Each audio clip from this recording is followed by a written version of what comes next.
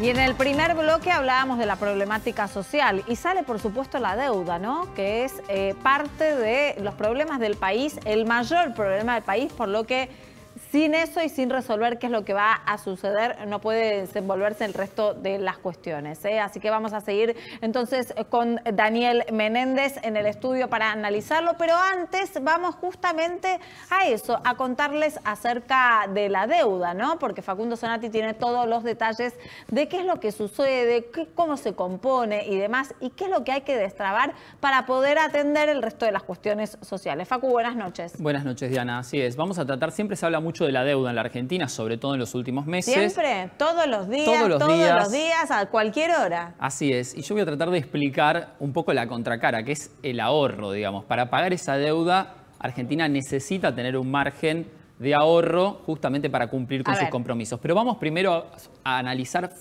en detalle el grueso, el número. ¿Cuál es la deuda externa argentina hoy? Son 330.000 millones de dólares. No lo puedo ni imaginar. Bueno, como yo siempre digo, ¿es mucho? ¿Es poco? Es alrededor del 70% del Producto Bruto Interno. La verdad que a nivel global no es una deuda muy grande que digamos. De hecho, hay países del primer mundo que tienen deudas de más del 100% del PBI. Y, por ejemplo, para dar un ejemplo claro, el dueño de Amazon, el hombre más rico del mundo, con 3 veces su fortuna se paga esta deuda, por ejemplo, de una sola persona. Obviamente no tenemos la suerte de... Y tenemos un montón de cuestiones para resolver sociales, ¿no? Tal cual. Antes que pagar esto también. Vamos a analizar en detalle, digamos, quiénes son los dueños de esa deuda. ¿A quién le debe la Argentina? ¿A quiénes le debe la Argentina? Bueno, el principal acreedor es el sector privado, que se queda con el 44% de esa deuda. Y es ahí donde hoy el gobierno nacional está tratando de lograr un acuerdo con esos acreedores para, sobre todo, en primer lugar, ganar tiempo.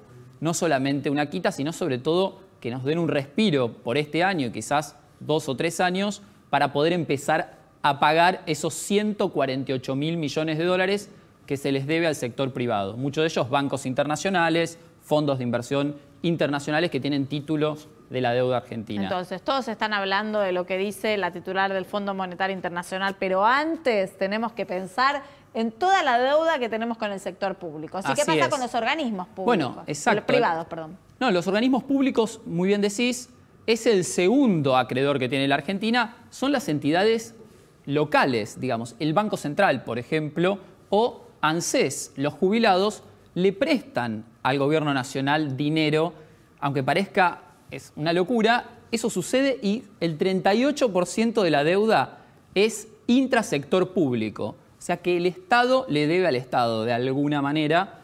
Eso es el segundo reglón de la deuda externa argentina. Se conoce desde siempre, los que hacemos periodismo político también, que el ANSES es como la gran caja del Estado, ¿no? Fíjense que el ANSES le presta a Nación, pero después no tiene plata para pagarle a los jubilados. Esas cosas de enigma que tiene nuestro país y la Argentina. Necesita un capítulo aparte, digamos. Claro, podríamos estar con 8 programas seguidos. Finalmente llama al Fondo Monetario Internacional. El Fondo Monetario Internacional, del que tanto se habla, representa solo el 13% de la deuda.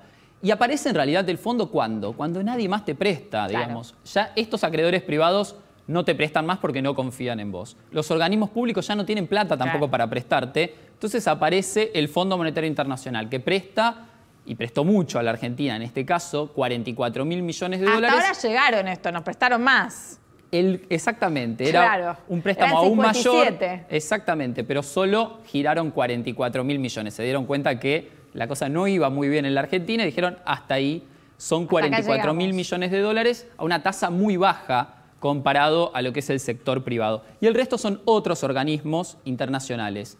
Todos estos reglones, digamos, explican la deuda externa argentina. ¿Pero cómo se paga la deuda? ¿Cómo?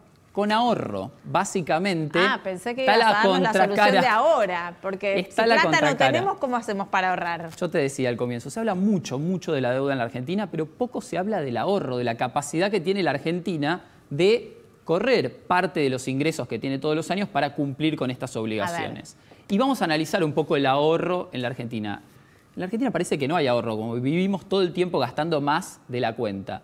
pero hay sectores que sí tienen capacidad de ahorro y de hecho la tasa de ahorro nacional bruto, que es un índice, digamos, que mide el Banco Mundial para todos los países del mundo, es del 15% del Producto Bruto Interno. Es decir, está a los mismos niveles que países como Brasil, Colombia, apenas por debajo de Chile. Es una tasa razonable y estamos hablando de 15% del Producto Bruto Interno. Son 60.000 millones de dólares por año de capacidad de ahorro que tiene el país. Pero ¿a dónde va ese ahorro en realidad? ¿A dónde? Bueno, gran parte termina en el exterior y por eso los argentinos tienen hoy al menos, se estima, 300.000 millones de dólares ahorrados fuera del sistema financiero argentino. Es prácticamente la misma cifra que tenemos de deuda externa y son el sector privado que logra obtener una ganancia, porque básicamente el ahorro es la diferencia entre los ingresos y los egresos. Claro. Esas ganancias, ¿qué hacen en general? Tratan de sacarla del país y algunos obviamente relacionan esto con lo que se denomina fuga. Fuga de capitales. La fuga de capitales. Pero en realidad no quiere decir que se vaya al exterior. Lo que pasa con este dinero es que sale del sistema formal. Vos una vez nos contaste que muchas veces el pequeño ahorrista que compra de a $1.000, por ejemplo, y los guarda en el colchón, entra dentro de esta fuga de capitales que nosotros a veces creemos que solo lo realizan las grandes empresas. Por lo cual también eso es un problema cultural que tenemos los argentinos. Exactamente. Bueno, vamos a la mesa, vamos a hablar de todo esto con Daniel Menéndez, que hoy nos acompaña, que nos muestra la realidad. Hola Gise, ¿cómo estás? Buenas noches. Buenas noches. Bueno, Daniel, un poco preguntarte, ¿no?, acerca de todo, con todo este panorama económico que nos dio Facundo recién. A la gente que vos te cruzas por la calle, que realmente tiene muchas necesidades, ¿le importa de verdad toda esta información? Porque la verdad es que las necesidades son más amplias. La afecta, digamos. Me parece que el país está en una situación muy difícil porque si no discutimos una quita, si no discutimos la responsabilidad que ha tenido el Fondo Monetario con el gobierno anterior de Mauricio Macri, en la fuga de lo que se prestó, porque se prestó, no cuando uno presta tamaña cantidad de dinero, uno no ve las rutas, los caminos, la inversión. Se prestó en muchos casos para fugarse en acuerdos con determinados sectores de poder concentrado y eso tiene que investigarse y discutirse. Ahora, si no logramos con firmeza, con soberanía, una reestructuración de esa deuda acorde a la fragilidad que hoy tiene nuestro país no lo puede pagar. Claro. Y si lo paga, deja de invertir en jubilaciones, deja de invertir en política social, deja de invertir en educación. Entonces, si el gobierno de manera irresponsable no enfrenta con firmeza la negociación de la deuda, el costo es bajar las jubilaciones, el costo es dejar de que los jubilados puedan tener remedios gratis, es no atender el problema del hambre y la verdad que construimos una sociedad cada vez más desigual. Por eso es tan importante para la gente de a pie que esta negociación salga bien y por eso es tan importante la firmeza con la que hay que enfrentar y la responsabilidad y la seriedad con la que hay que enfrentar esta renegociación de la deuda. Ahora, ustedes hacen mucho hincapié, el gobierno, los funcionarios, en el tema de la deuda, que no hay que endeudarse más, nunca más a la crisis de deuda, dijo el ministro Guzmán en el Congreso. Yo disiento que haya sido todo para fuga de capitales, porque no se habla de lo que Cristina dejó 5 puntos de déficit fiscal. Siento que ustedes hablan de una parte, que está muy bien lo que dicen, la verdad que no hay que endeudarse de esta manera, y sobre todo para bancar gasto corriente, pero lo que no dicen es nunca más a gastar más de lo que entra, de los déficits fiscales.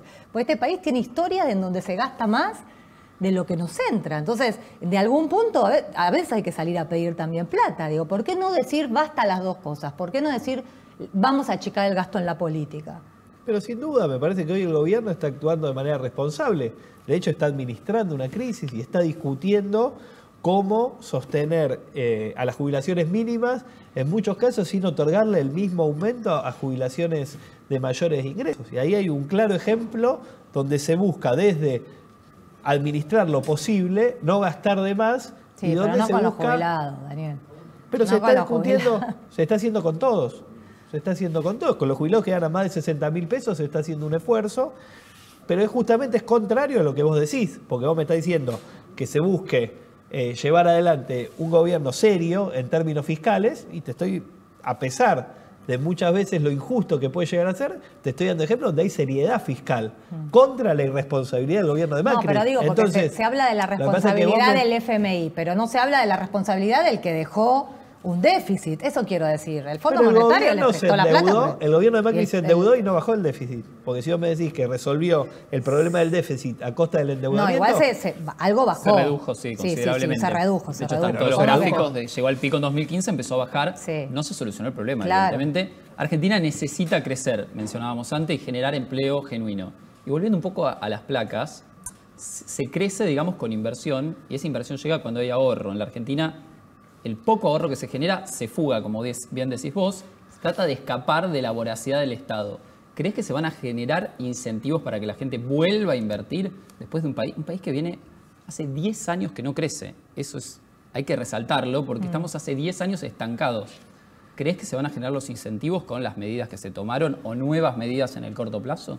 Me parece que es crucial resolver el problema de la deuda y a partir de ahí se construye un país o se construye otro país, digamos, ¿no? Eso es claro, digamos, ¿no? Lo que tenemos claro también es que no va a haber un condicionamiento inaceptable para que haya más sufrimiento para nuestra gente. Eso es lo que no se va a aceptar. Tiene que haber una extensión de los plazos para poder crecer y luego pagar. Una vez que eso esté resuelto, me parece que hay que pensar un esquema que nos permita construir las condiciones para poder crecer, generar empleo, que el Estado sea un dinamizador de la economía, encontrar también esquemas de ajuste, de ordenamiento. Me parece que el gobierno no está escapándole a la realidad. Digamos, no está discutiendo esquemas de aumento de salarios muy difíciles que implican un esfuerzo. Me parece que la sociedad va a entender, porque no es tonta, porque sabe que venimos de un desastre, y en muchos casos los movimientos sociales ayudamos para que el desastre que estaba llevando adelante el gobierno de Macri no se exponga de la manera y con la magnitud del desastre que había. Digamos, ¿no? Si los movimientos sociales no sostenían 5.000 comedores comunitarios. Pero igual recibían plata ustedes, recibieron plata del gobierno. Muchísima menos de la que se necesita, porque en realidad la que no te pagan, el gobierno no le paga a los 100.000 militantes sociales que sostienen a los movimientos. No reciben nada la militancia social, porque acá el problema no es de fondos. La militancia es un ejercicio social, no es un ejercicio... Por eso, pero acá no es un problema que el gobierno te sostiene. Acá hay una militancia y un compromiso que hace posible que se puedan desarrollar un montón de actividades que tienen que ver con que el país no haya explotado. Y eso, en muchos casos, digamos, la conciencia social de nuestra sociedad, valga la redundancia, me parece que muchas veces nubla la gravedad de la situación, ¿no? Nosotros creemos que la situación no está tan mal porque no hubo saqueos, que la situación no está tan mal porque el país no explotó. Pero la verdad que había condiciones para que el país explote 10 veces. Siguen estando esas condiciones, digamos. Por supuesto. Lo que hay en nuestro país es un cambio de expectativa, porque se dio vuelta una página y porque hay expectativas que cambien determinadas medidas. Ahora, esa realidad es la que no tenemos asimilada en nuestra conciencia social. No tenemos asimilada la gravedad de la situación porque no ha habido un estallido. Entonces, ahora, los niveles de tránsito que hoy hay que transcurrir tienen que ver con en algún sentido empezar a expresar, atender la urgencia y construir un horizonte de salida que va a ser un horizonte y un camino, pero que tiene que alumbrarse para poder construir expectativas. Como parte del Ministerio de Desarrollo Social, ¿cómo hacer para que la masa social no entre en esta ebullición o en un posible estallido más adelante? ¿Cómo van a hacer para que constantemente no estén los reclamos en la calle? ¿Cómo se van a combinar todas estas cosas también? Me parece que hay dos aspectos. Hay un aspecto urgente y hay un aspecto estructural.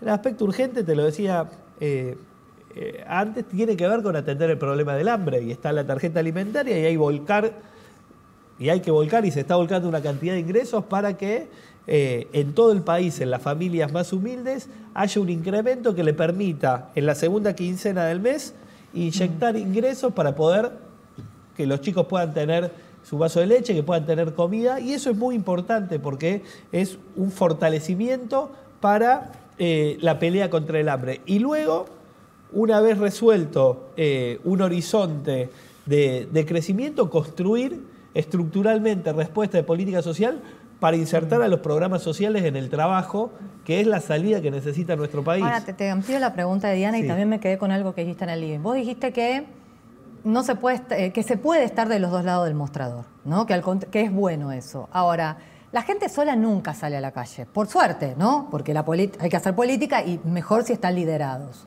Sale a la calle por más necesidad que tenga, porque ustedes los llevan, los lideran y está muy bien, así se hace política.